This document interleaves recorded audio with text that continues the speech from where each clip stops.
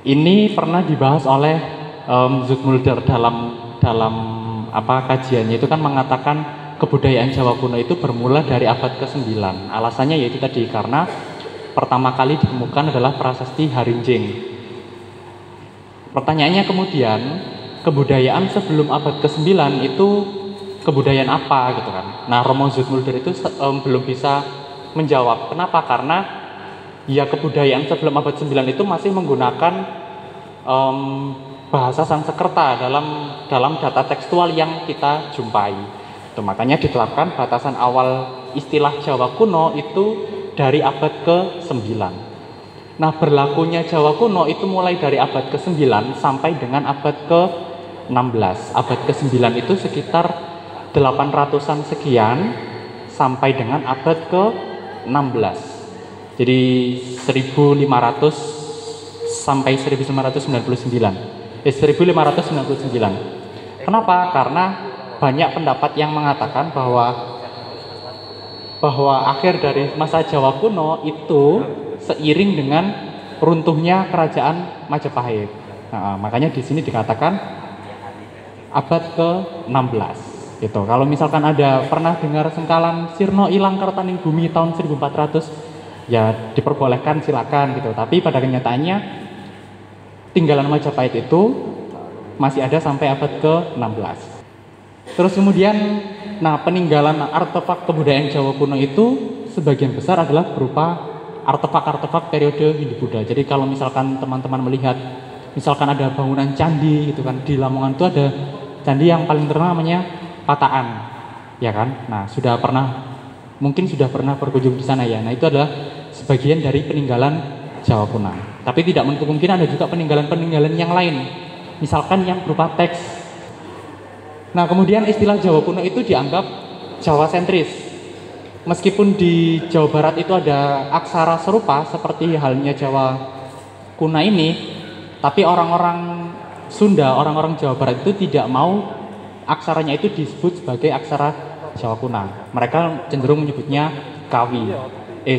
Sunda kuno. Nah, pada akhirnya ketika ada perbedaan seperti itu, maka digunakanlah sebutan yang lebih netral, namanya adalah Kawi. Aksara Jawa kuno itu berbeda dengan aksara Hanacaraka pada umumnya karena aksara Jawa kuno atau Kawi itu jumlahnya adalah 33. Jadi di tabel yang Bapak Ibu dan teman-teman pegang itu memuat aksara Jawa kuno yang jumlahnya adalah 33. Ini adalah prasasti lempeng emas. Kalau tidak salah ini adalah peripeh.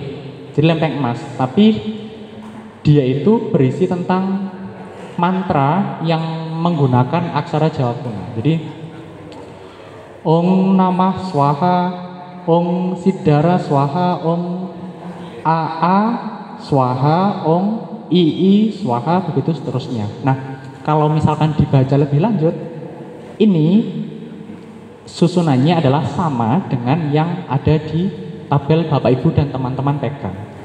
Gitu. Jadi memang urutannya itu adalah disesuaikan dengan keluarnya bunyi. Kalau misalkan Hanacaraka, Hono Coroko gitu kan, keluarnya bunyi kan tidak urut. Tapi kalau misalkan aksara Jawa kuno ini, kalau misalkan Bapak Ibu dan teman-teman baca yang bagian konsonan, pasti akan urut.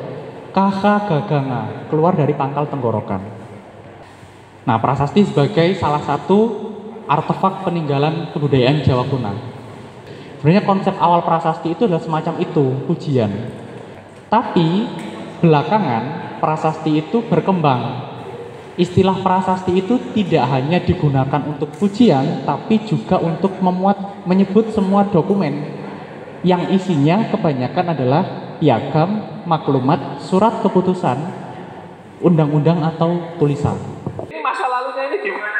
Itu saya tadi di awal sempat bilang, kalau kita mesti mau mengklaim gitu ya, kita mesti punya penelitian, kita mesti punya data. Aslinya memang dari sini. Lagi-lagi ini aja tidak cukup gitu loh. Wong jari ini Sri Jenggala ya, aku nggak dalam aja gitu kan. Sri Jenggala itu lah, Jenggala masuk kan masih banyak ahli yang adu argumen ngerti ya, karena cuman baca prasasti itu. Nah, ini sama beliau ini sudah dicari itu. titik-titik ya apa toponim ya desa-desa sekitar situ. Nah ini akan menguatkan. Tapi sekali lagi ya kalau ada Pak Kabupaten Lamongan ini ya yang ini yang memang harus nah itu menarik gitu ya. Tapi ya itu harus untuk produksi ilmu pengetahuan kan penting itu. Nah ini loh yang kemudian penting. Nah ini saya juga kemungkinannya selain itu sebenarnya apakah prasasti ini dibawa ke Leiden? Hari ini prasasti ini jadi koleksi perpustakaan Leiden. Ada 2 lempeng bolak-balik, recto dan verso. Itu ada di Museum Leiden. Kok bisa sampai sana? Apa diambil waktu Kenil datang ke sini gitu? Aku ambil ini apa ini prasasti? Apa seperti itu gitu? Nah ternyata lanjut. Kalau ada yang bilang Mas di Leiden ini aku butuh ini. Nggak banyak loh sebenarnya koleksinya Leiden gitu. Terutama kalau ngomong prasasti. Mas Priyo tadi kan prasasti di Lamongan itu ada 40 lebih ya. Nah, ada 40 lebih. Di Leiden di zamannya Pak Sofie Naersen ini nulis disertasi itu cuma 7. 2 itu ada di Rotterdam, 1 itu ada di Rijksmuseum yang Amsterdam. Cuma 10. 10 loh, kalah ambil Lamongan. Saya akan bercerita tentang situs Jetis. Situs Jetis dilakukan kegiatan ekskavasi atau penggalian arkeologis. Itu di mana di situs itu terdapat putih di Kelurahan Jetis, Kecamatan Lamongan, ukuran seperti ini. Foto kegiatan ekskavasi itu pihak BPK 11 itu mengatakan bahwa perlu ada tindak lanjut kegiatan pelestarian, kemudian ada pengamanan, kemudian dapat menganggarkan ekskavasi, kemudian tidak digunakan sebagai area penguburan baru karena dari beberapa laporan yang ada, saya membaca bahwa situs itu sebetulnya adalah situs makam, adalah pemakaman. Nah, dari cerita tadi, bagaimana situs Jetis, bagaimana prasasti Sanga, itu ada dugaan ditemukan sisa kebudayaan masa lalu. Tetapi kembali lagi, semua data itu harus dipisah sehingga dapat dipilah dan dipilih untuk penelitian selanjutnya atau melihat kemungkinan-kemungkinan selanjutnya. Data yang ada, situs Jetis terdapat struktur bangunan batu putih. Temuan prasasti Sanga itu memang belum jelas dari daerah mana. Tadi disinggung juga bahwa temuan prasasti Sanga itu berasal dari Bali yang entah berasal dari mana. Sekarang tersimpan di Leiden. Namun data yang ada dari prasasti Sanga, di situ ada nama Sanga, ada nama Lamongan, dan ada nama Bangawu yang sekarang jejaknya memang ada di Lamongan. Dari pandangan saya, dari sisi paleografis, pahatan yang ada di prasasti Lamongan itu berasal dari abad ke-13, paling tidak sekitar akhir pemerintahan Kertanegara di Tumapel atau awal pemerintahan Sanggramawijaya di Majapahit. Langsung kita bicara kepada kota Lamongan.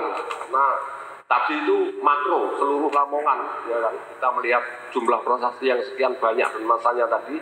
Kita coba untuk masuk kepada kesejarahan kota Lamongan yang selama ini sangat erat kaitannya dengan ketokohan Mbah Lamong, yang dalam banyak cerita itu dikisahkan sebagai tokoh awal utama sekaligus pendiri kota Lamongan. Ya ini kita bongkar-bongkar sedikit lah, cedek geni ya, istilahnya Mbah Gun ini. Jadi cerita tutur ini yang kemudian diadopsi ya, menjadi semacam pakem kesejarahan kota Lamongan. Nah ini kesimpulannya bisa juga dibaca dan ini sifatnya umum aja. Yang jelas prasasti Sanga itu memperjelas kedudukan kota Lamongan di masa kerajaan Hindu-Buddha, meski tidak diperoleh pertanggalan yang tepat. Jadi keberadaan situs Jetis dan Prasasti Songo ini memperkuat eksistensi kota Lamongan masa Hindu-Buddha dulu. Jadi bagaimana kemudian dengan penetapan hari jadi Lamongan yang sudah kadung dibuat berdasarkan Balamong, yaitu urusannya pemerintah daerah. Kita kan ngomong sejarah, bukan ngomong peringatan hari jadi. Itu. Karena peringatan sejarah itu keputusan politik, Pak. Putusan politik pada saat itu. Dan juga dituntut pada masa Orde Baru itu untuk bikin itu.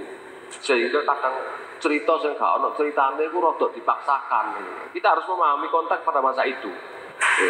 Nah, itu bukan kemudian mengubur kesejarahan Lamongan di masa sebelumnya. Nah, ini yang menjadi tugas kita untuk kemudian lebih banyak menggali potensi kesejarahan itu berdasarkan data-data yang ada. Saya pikir cukup seperti itu. Terima kasih. Wassalamualaikum warahmatullahi wabarakatuh.